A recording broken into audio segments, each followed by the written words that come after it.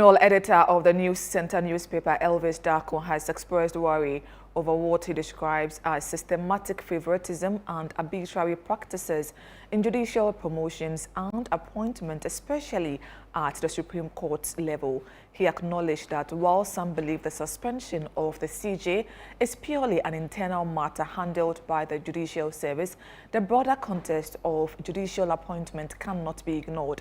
Speaking on ChannelOne TV's Breakfast Early, he asserted that the judiciary's process for selecting and promoting judges appears to be influenced by political or partisan considerations despite constitutional safeguards.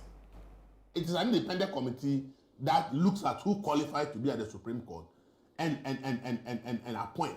And I think that it should not only end on this issue, because there are still thorny issues we need to look at critically. Even how the Judicial Council exercises its power to appoint who become the next Supreme Court judge. Because clearly, if somebody says that it's not partisan, it's the Judicial Council, on one point I agree, but on another point I disagree.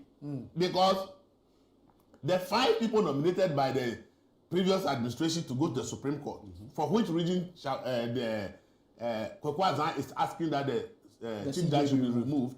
The list provided by President Mahama, now none of those 5 people featured in the list. So the question is, how is it that one group of people find that these people are qualified for the Supreme Court? Another group of people think that these ones are the ones who are qualified. It means that even in that process, there's some arbitrariness and abuse in that process. Yes. Why can't we just make it rigid that it should be the most senior person in the judiciary, irrespective of how you look at it? If it's the most senior person in the judiciary or at the before qualifying the Supreme Court, once it's these are the processes, and therefore it doesn't lend itself to discretion by the